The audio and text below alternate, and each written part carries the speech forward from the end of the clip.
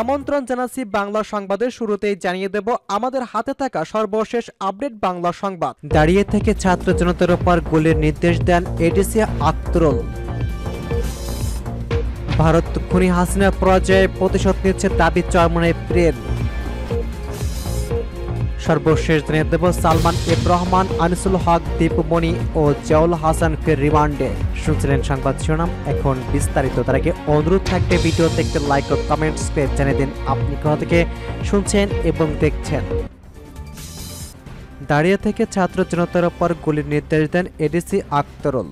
5 আগস্টে দুপুর ছাত্র জনতার অভ্যুত্থানে প্রধানমন্ত্রীর পদ ছেড়ে ভারতে পালিয়ে যান সিরাজার শেখ হাসিনা। তার আগে পালিত পুলিশ বাহিনীকে দিয়ে মরণ কামড় দেওয়ার চেষ্টা করেছিলেন। পুলিশ সদস্যরা সরাসরি বন্দুক তাক করে গুলি করেছিলেন ছাত্র জনতার ওপর। প্রাণ কেড়ে নিয়েছিল অনেকের। তেমনি একটি ঘটনার সাক্ষী রাজধানী বক্সিবাজার থেকে চানখারপুল বাস স্ট্যান্ড সংলগ্ন এলাকা। এদিন সকালের দিকে ওই এলাকায় ছাত্র জনতার ঢল নামে উদ্দেশ্য শাহবাগের দিকে অবস্থান নেওয়া, কিন্তু পুলিশ তাদের ব্যারিকেড দেয়। সেই ব্যারিকেড ভেঙে সামনে এগাতে চেষ্টা করলে পুলিশের হাতে তুলে দেয় চায়না রাইফেল।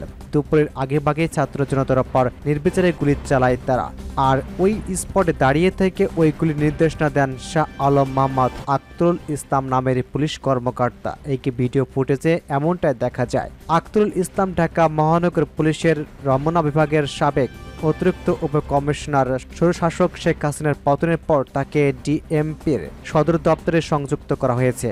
সেদিন চানখারপুলের দায়িত্ব থাকা এক পুলিশ সদস্য নাম প্রকাশ না করার শর্তে বলেছেন আক্তরুল স্যার সেদিন নিজেই গুলি করেছিলেন। ভিডিও থেকে দেখা যায় পুলিশের পাশাপাশি সেখানে আর্মার্ড পুলিশ ব্যাটালিয়নের সদস্যরাও উপস্থিত ছিলেন। তাদের কাউকে টিয়ারশেল, সাউন্ড গ্রেনেড ও রাবার বুলেট ছুড়ে ছাত্র জনতার ছত্রভঙ্গের চেষ্টা করতে দেখা গিয়েছে। তবে তাদের মধ্যে কয়েকজনকে দেখা গিয়েছে চায়না রাইফেল দিয়ে গুলি করতে। গুলি শেষ হয়ে যাওয়ার পর আবারও তাজা গুলি রোড করতে দেখা যায়। অন্যদিকে হানি ফ্লাইওভারের নিচে বিক্ষুব্ধ ছাত্র জনতাকে দেখা গিয়েছে মূলত তাদের লক্ষ্য করে পুলিশ সদস্যরা গুলি ছুড়েছিলেন। গুলির লাগানোর পর ছাত্র জনতাকে ধরে অন্যদিকে নিয়ে যেতে দেখা গিয়েছে। গুলি লাগার পর যখন আন্দোলনকারীরা আহত হয়ে মাটিতে পড়ে যান তখন এক পুলিশ মন্তব্য করতে শোনা যায় শেষ। চানখারপুল আক্তরুল ইসলামকে হাতে নেড়ে নেড়ে গুলির নির্দেশনা দিতে দেখা গিয়েছে। এসব ব্যাপারে জানতে চাইলে এডিসি আক্তরুল এই প্রতিবেদনকে বলেছেন, আমার নির্দেশ না, ঊর্ধ্বতনদের নির্দেশে গুলি করা হয়েছে, আমি সেখানে উপস্থিত ছিলাম। 5 আগস্টে ডিএমপি কমিশনার ছিলেন হাবিবুর রহমান। তাকে গত 13 আগস্ট চাকরি থেকে বাধ্যতামূলক অবসরে পাঠানো হয়েছে। নতুন ডিএমপি কমিশনার হিসেবে দায়িত্ব নিয়েছেন মোহাম্মদ মইনুল হাসান। এ ব্যাপারে জানতে সাবেক এবং বর্তমান 2 কমিশনারের মুঠোফোনে যোগাযোগের চেষ্টা করা হয়, কিন্তু তাদের পাওয়া যায়নি। তবে ঢাকা মহানগর পুলিশের একজন সহকারী পুলিশ কমিশনার, একজন উপপরিদর্শক এবং একজন থানার ভারপ্রাপ্ত কর্মকর্তা নিশ্চিত করেছেন 18 জুলাই সাবেক ডিএমপি কমিশনার হাবিবুর রহমান ওয়াকিউটকে নির্দেশ দেন চায়না রাইফেল দিয়ে গুলি করার। 19 জুলাই সকালে তিনি ওয়াকিউটুকিতে একই নির্দেশনা দেন মাঠ পর্যায়ে পুলিশ সদস্যদের চায়না রাইফেল থেকে গুলি ছোড়ার অর্থ খানিকটা এমন ভুক্তভোগীদের মৃত্যু নিশ্চিত করা। অন্য একটি সূত্র বলেছেন 5 আগস্টে দুপুরে 12:15টার দিকে রাজধানী কেন্দ্র শহীদ মিনার এলাকায় পুলিশের একজন অতিরিক্ত ডিআইজি নিজেই ছাত্র জনতার উদ্দেশ্যে গুলি ছেড়েন। একই দিন পুলিশের গুলিতে রাজধানীর যাত্রাবাড়ি এলাকাতে কয়েকজন ছাত্র জনতা নিহত হন। সব মিলিয়ে ওই দিন সারা দেশে 104 জন নিহত হয়েছে বলে প্রাথমিকভাবে জানা যায়।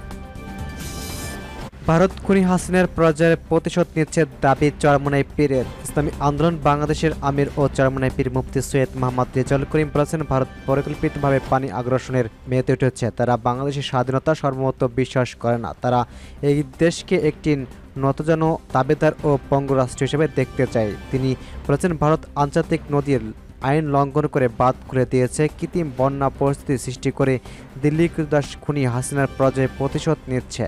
শনিবার ইসলামী আন্দোলন বাংলাদেশের নোয়াখালী জেলা দক্ষিণ শাখার উদ্যোগে নোয়াখালী সুপার মার্কেট মোড়ে নোয়াখালীতে বন্যা দুর্গ এলাকায় পরিদর্শন ও ক্ষতিগ্রস্তদের মধ্যে নগদ অর্থ ও ত্রাণ বিতরণ কার্যক্রম অংশ নিয়ে চরমনাই পীর এসব কথা বলেছেন।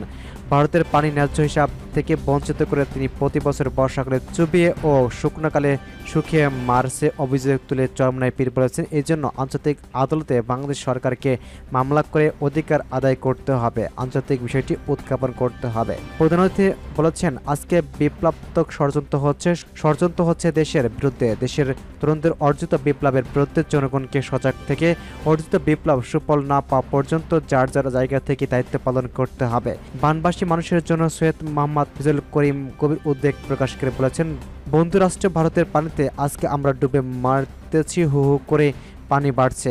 বানবাসীদের রক্ষায় প্রত্যেকেই মানবিকতার দিক থেকে দায়িত্ব পালনের আহ্বান জানান তিনি আরো বলেছেন, শেখ হাসিনার মতো একটি পুতুল ফ্যাসিবাদী সরকারকে আমাদের উপর চাপিয়ে বন্ধুদের নামে ভারত এদেশের যেসব অনাচার করেছিল আমরা তার কিছুই ভুলিনি। ভারত সেসবের দায় এড়াতে পারবে না। দক্ষিণ এশিয়ার সবচেয়ে ভয়ঙ্কর ফ্যাসিস্ট দানবকে এদেশের তরুণ শক্তি উৎখান করতে পেরেছে।